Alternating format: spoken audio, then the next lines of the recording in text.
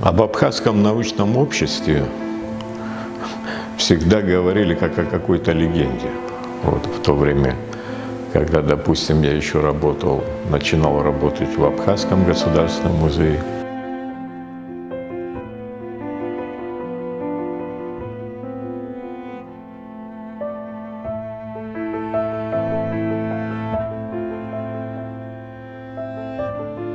Об абхазском научном обществе всегда говорили как о какой-то легенде.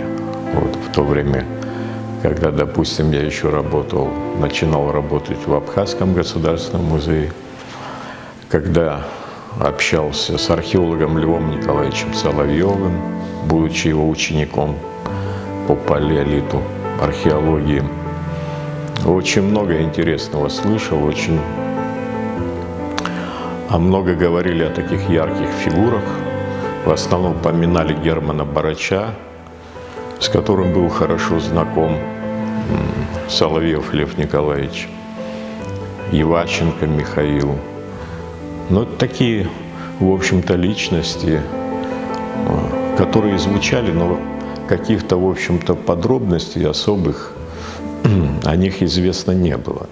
Ну как, знали, что они были там, один археологом, другой был ихтиологом, но о их роли и значении в этот период было мало известно. Хотя вот в музее Абхазском государственном хранились отдельные издания «Известий» ОБНО, но вот в полном составе этих материалов, в общем-то, практически не было. Издания ведь были разные, это и бюллетень выходил, и известия, и труды, и все это нужно было собрать. Но все это, в общем-то, собрал, и немалую роль в этом сыграл Алексей Дбар, наш сотрудник, который вот сумел найти целый ряд материалов, документов. Была публикация Ермоленко Людмилы Павловны, довольно интересная публикация. Она историк из Ставрополя. Тоже это как бы прояснило, немало прояснило в этой истории Абхазского научного общества.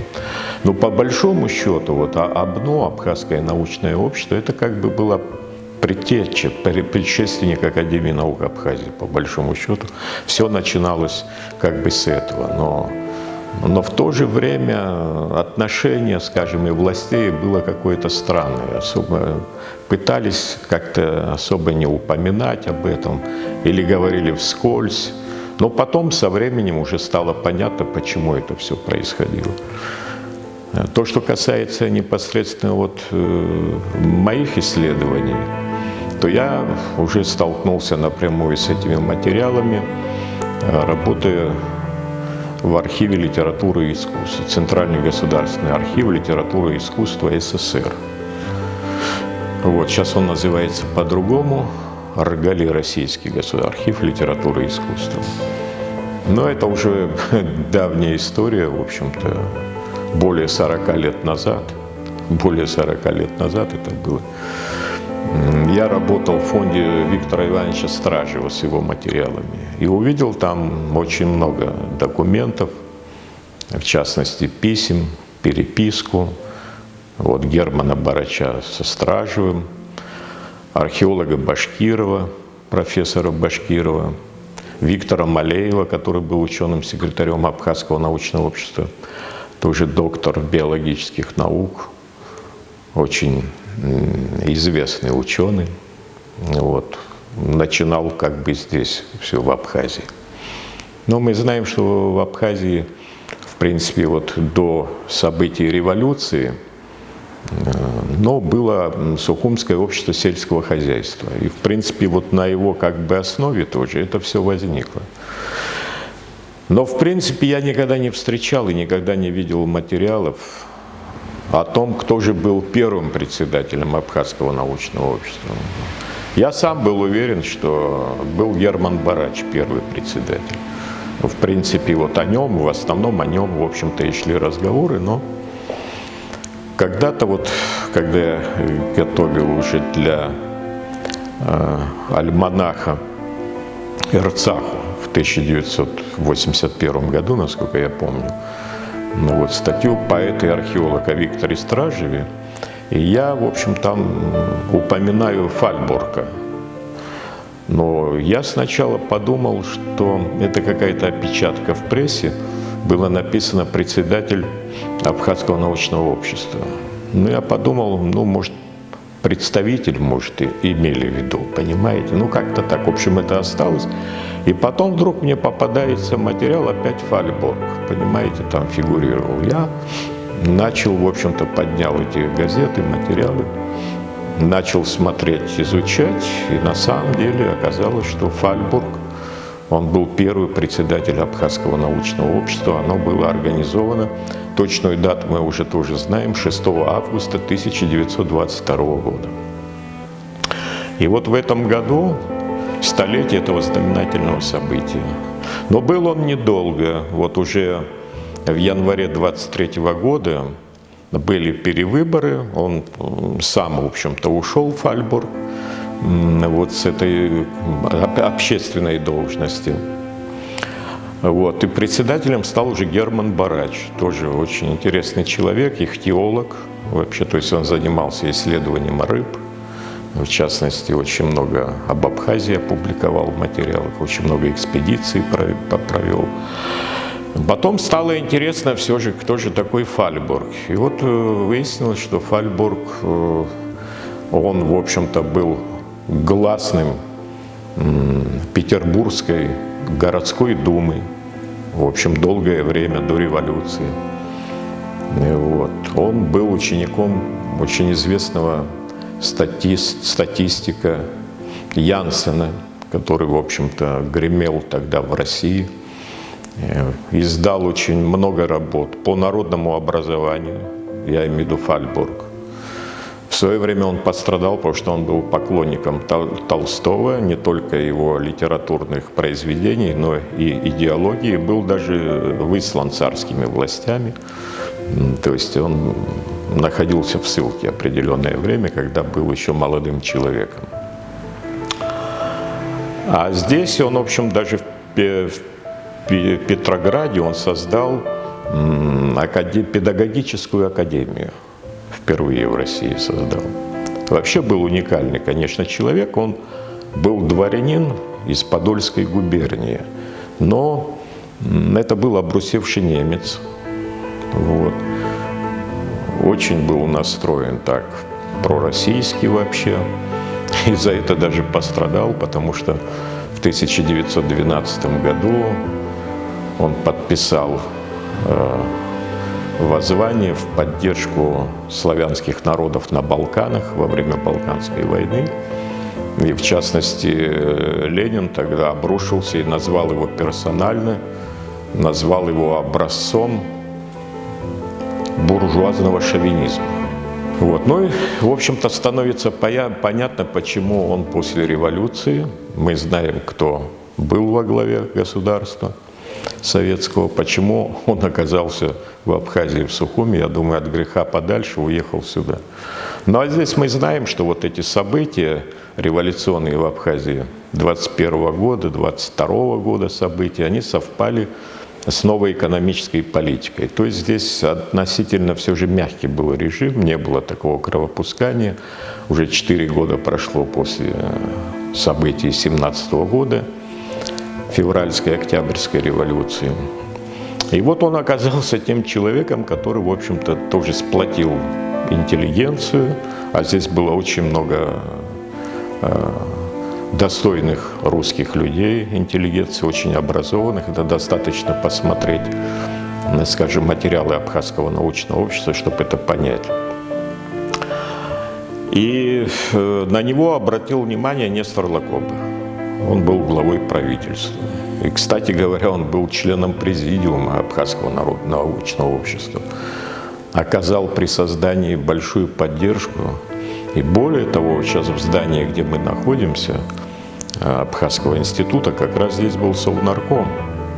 И несколько комнат на первом этапе, буквально месяц или два, несколько комнат он выделил как раз в здании Совнаркома. Эта общественная научная организация располагалась здесь. И вот об этом писала, кстати, Ярмоленко Людмила Павловна, о том, что была и финансовая поддержка, значительная оказана. И земельный участок был передан, оборудование различное. В общем, было много чего. И вот на первом этапе уже было 4 секции.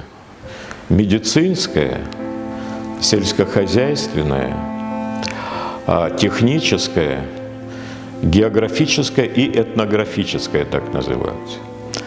А вот уже в 25 году была секция абхазоведения во главе с Симоном Басарием. Она была создана, и предыстория тоже хорошо это описана, в частности, у Андрея Максимовича Чочу он упоминает, и более подробно уже Хохусанович Бгашба об этом пишет, о том, как это все произошло, и приводит даже письмо академика МАРа к Нестору Лакопу. Это в 24 году они познакомились с Нестором, потом провели как раз здесь съезд, знаменитый съезд по Западному Кавказу и Причерноморью, краеведческий съезд первый в 1924 году. И он прогремел тогда на весь фактически Советский Союз, потому что уже был Советский Союз. И здесь что интересно, что Абхазское научное общество было образовано еще до образования СССР. Они поддерживали колоссальные связи. То есть в России особенно плотные отношения были с Германией, с научными центрами, с библиотеками, Америки. Ну, естественно, это определенным кругам как-то не нравилось, понимаете. И опять возвращаясь к Фальборгу, могу сказать, что 22-23 год, пока вот он был председателем первым Абхазского научного общества, Генрих Адольфович, кстати говоря, Фальборг. И пока он был, в общем-то, первым председателем, и в газетах начали, в общем, упоминать, в газете, там, скажем, «Голос трудовой Абхазии», о нем пишут, что вот он открыл, что он выступил там ко дню памяти Льва Николаевича Толстого, что здесь большая такая была, в общем, встреча, конференция. Но вполне возможно, что он как-то засветился и, в общем, обратил на себя внимание, потому что, естественно, был дворянин, и потом, если к нему было такое отношение со стороны там Ильича, тем более это не могло быть неизвестным соответствующим службам. Но Нестор Лакоп был такой человек, он многим помогал, и мы знаем об этом. Он увидел, что это толковый человек, что он занимается статистикой. И, в принципе, он его, в общем-то, назначил председателем Госплана Абхазии и членом экономического совета. И он его фактически... Но это был член правительства, член Совнаркома Абхазии. Вот уже в 25 году, выступая на третьем съезде, Лакоп особо отмечал его заслуги.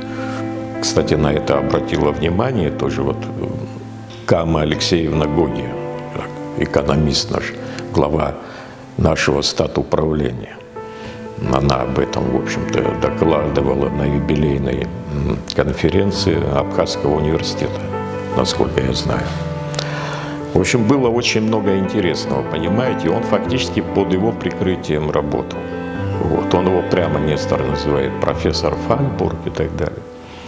Кстати говоря, потом уже вот в документах в одном из отчетов Дмитрий Иосифович Гулия упоминает, что профессор Фальборг выступил с лекцией очень интересной, тоже в Абхазском институте литературы, «Абхазия в цифрах».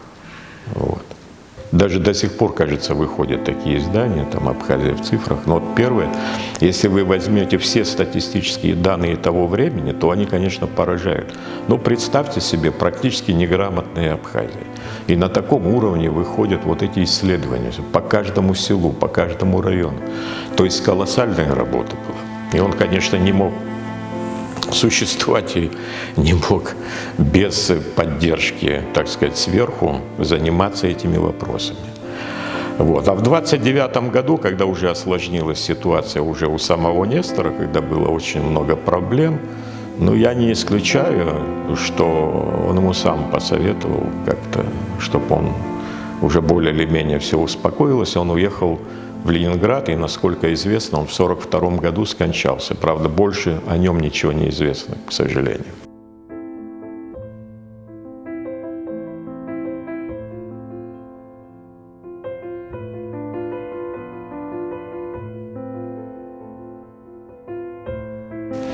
А Герман Барач был второй председатель. Вот с января 23 года фактически был бессменный председатель.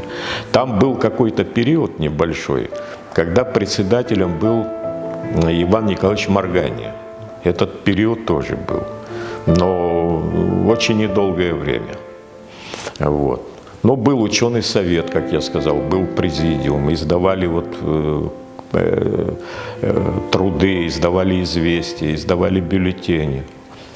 Причем издавали очень многие вещи, публиковали на французском языке. Ну о секциях я уже говорил, какие были, на разнообразные темы, но нам в Абхазии наиболее известны, скажем, труды археологов, археологические, там Стражев о дольменах, о бронзовой культуре, Иващенко об Абхазской стене, вот, Башкиров. А потом все это было как бы осуждено уже в 30-е годы, потому что эта тема очень гремела Абхазского научного общества. Вот, оно было на очень высоком уровне научном, понимаете? И это как-то завораживало людей. Но достаточно сказать, что почетными, например, председателями Первого съезда краеведческого, хотя они здесь не находились, но были избраны, они были хорошо извещены об этом. Помимо того, что Марун присутствовал, академик Марун, но был еще Луначарский, почетный председатель. Почетный председатель был академик Ольденбург, очень известный. Вот. А потом уже в 1925 году из-за выдающегося вклада ученых Абхазского научного общества они были приглашены на 200-летие, на юбилей Академии наук России. Вот. И они находились в Москве и в Ленинграде, отмечали это событие. Ну, естественно, это не нравилось многим, и об этом, в общем-то, писали и говорили, особенно в Тифлисе. Внимательно за этим событием, как оказалось, наблюдал Берия, которому тоже абсолютно незачем было упоминать, чтобы как бы Абхазия была в таком ореоле, я имею в виду, среди ученых были люди такого уровня, можно сказать, мирового значения. Связи были большие, зарубежные, в Союзе, то есть об этом все знали. А это укрепляло и имидж молодой республики СССР Абхазия, это естественно. И укрепляло и, в общем-то, позиции Нестора в определенной степени. Вот. И вот на первом этапе он, конечно, очень поддерживал, потом уже стало гораздо сложнее. И по переписке, 30-31 год уже чувствуется, когда Барач и Иващенко, они пишут, что происходит, что их начинают теснить, вытеснять, что в музее большие проблемы. Потом, кстати говоря, очень многие считают, что Абхазское научное общество было в здании нынешнего музея. Да, но не с самого начала. Вначале было здесь, в Совнаркоме. Потом перешли, они уже были там постоянно в окно. Вот. Ну, Стражев уехал в 27 году. И вот эта знаменитая фотография, где представители русской абхазской интеллигенции вместе, это как раз 27 год. И там все есть, и Барач, и Малеев, и Дмитрий Гулья, и Чочуа, и Стражев, и Иващенко, в общем-то, все. Вообще уникальная, конечно, фотография. Ее нашел как раз в архиве литературы и искусства. И потом уже после войны прошло довольно много времени. И я благодарен и Василию Шамоничу Авицкому, он был тогда директором. И у меня была командировка уже в архив литературы и искусства российский, и я там, в общем-то, сделал какие-то копии, материалы, документов, в результате чего появилась возможность издать эту книжку «Обной и его разгром». 1922-1931 год. Самое интересное, что Барача посадили как председателя, в общем, объявили его буржуазным, в общем-то, националистом, исследователем, в общем, антисоветским элементом, в общем, все. То же самое, как археолога Иващенко. И даже был такой термин «за историческую контрреволюцию». Что это означало? То есть, если ты где-то в царское время занимал какую-нибудь должность, тебя уже могли за это посадить. И вот, а подпись, вот документ из 1931 года, сентябрь месяц, 23 число, за подписью Берия тройка заседала, и им было запрещено возвращаться, в общем-то, в Абхазию. Вот 3 года тюрьмы, кстати, заключение получил Иващенко. Они в Метекском замке сидели, их арестовали, увезли в Тбилиси. Они находились там. Вот. А Барач 3 года был как бы невыездным. Он не мог посещать 12 регионов и городов, в том числе Абхазию. Москву, Ленинград, в том числе Абхазию. Вот. И очень много рассказов. Есть письмо, например, очень интересное письмо, которое Барач, как только вышел, написал Виктору Стражеву, но передал нарочным, который ехал, не по почте, потому что все переиллюстрировалось и, в общем-то, придавалось такой, можно сказать, ну, человек в данном случае мог попасть под уже топор репрессий. А учитывая, что в этот период, в 1931 году, уже и в Абхазии у Нестора была очень тяжелая ситуация, естественно, после событий Дурипского схода и так далее, после февраля, ведь в феврале 1931 года Абхазию включили в состав Грузии, а с ними это все произошло уже в июне, они были арестованы 1931 года, в сентябре вынесли им этот приговор, сидели в Метекском замке, потом, через какое-то время Барач вышел. Интересная вещь, он там проскальзывает в этом письме, да, а я знаю со слов Соловьева. И, кстати, Воронов это пишет в брошюре о Льве Николаевиче Соловьеве. Вот. А я очень хорошо помню, как Соловьев рассказывал, когда мы были на археологической экспедиции, такая разведка археологическая была, в верховьях Амткела, Азанская, в верховьях Амткела, в Азантах. В Азантах мы находились, была экспедиция, был Бурчак Абрамович, палеонтолог из Тбилиси, очень известный профессор, Соловьев Вадим Викторович Бжани. И как раз мы были в том месте, где вот Стражев описал вот этот азанский дольмен знаменитый. И вот Соловьев очень хорошо знал Барача и Иващенко. И вот это письмо как бы подтверждается, потому что все это как бы вспоминая. Воронов же не знал о том, что я найду, допустим, это письмо. О нем тогда было неизвестно об этом письме. И беседу с ними проводил с Барачом Берия, который вынес это решение тройки. Он сказал следующее: или будете гнить здесь, но в Абхазию дорога закрыта. То есть будете работать здесь, устроим вас. Открывался как раз институт закавказоведения. И Барача потом, в общем-то, устроили в этот институт. А Иващенко еще, в общем, 3 года сильно болел, потом его освободили, но та же судьба. То есть они в Абхазию 3 года вообще не приезжали, не имели. А потом, когда уже там они трудоустроились, им разрешали иногда выезжать, там, чтобы экспедиции, в общем-то, чем-то заниматься. Даже вот известно письмо 1934 года Михаила Иващенко к Нестору Лакобу, где он просит, чтобы тот помог ему устроиться в музей уже в 1934 году, понимаете? Барач был устроен. Так что вот такая вот судьба. И, в общем-то, почему называется разгром? Потому что это настоящий разгром был. Их в чем только не обвинили, что вот эту старую рухлядь, археологию, все надо выбросить, нужно показывать образцы социалистического строительства. Специально внедрили человека, который был прислан, это чекист, правда, неизвестно откуда, считали, что он из Москвы был прислан. И как только он расправился с этими людьми, он отсюда, в общем-то, буквально исчез. Об этом, в общем-то, подробно говорится в этой книжке, об его разгром. Вот такая, в общем, судьба. Как только Абхазия вошла в состав Грузии в 1931 году, тут же разгромили эту организацию, и ее долгое-долгое время потом не упоминали.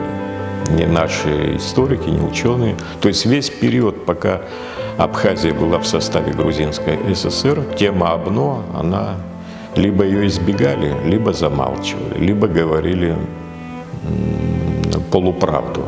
О том, что произошло, об этом вы нигде ничего не найдете, ни одной публикации. Вот публикации вышли только сейчас. Хотя я помню, Георгий Алексеевич Дзидзарьев всегда, в общем-то, с большим уважением говорил о них, но на время было такое, что как-то было не принято. Вот почему у нас и отмечали разные юбилеи, вы помните, то отмечали с 1931 года историю юбилея АБНИ, потом чуть ли не с 1925 года. Вот сейчас мы тут, ну фактически столетие, это столетие, потому что они являлись фундаментом и нынешней Академии наук, и прежде всего Абхазского института языка, литературы и истории, ныне Абхазского института гуманитарных исследований. Вот. И, конечно, здесь, в общем-то, огромную роль, в общем-то, сыграли в этом, во всем и в публикации последнего времени. То, что сейчас вот выходят труды, первый том, немалую роль сыграл и директор Ашуба Арда Энверович. Вот, и я думаю, что таким образом эта тема, в общем-то, зазвучала. Если они знали как-то поверхностно, обрывочно, то это на самом деле очень легендарная история и судьба у этих людей. И было бы грех их, в общем, не вспомнить. Тем более, что когда-то ведь Барач написал, будет ли благодарна нам абхазская, так сказать, молодежь, абхазцы за то, что вот мы сделали. Благодарное потомство абхазское, как он писал. Вот. В письме. Очень интересно, эти люди пережили очень-очень страшные времена, но это были великие ученые, великие исследователи. Причем это делалось все на общественных началах. Они собирали членские взносы, у них были краеведческие, скажем, организации во всех районах Абхазии. Объединяли активных членов более 300 человек. Вот. Ревизионная комиссия, там до копейки все отчеты, куда, что, как издавались эти издания, все. Ну, порядка 80, даже больше, чем, более 130 библиотек, что ли, с которыми они поддерживали связи зарубежные.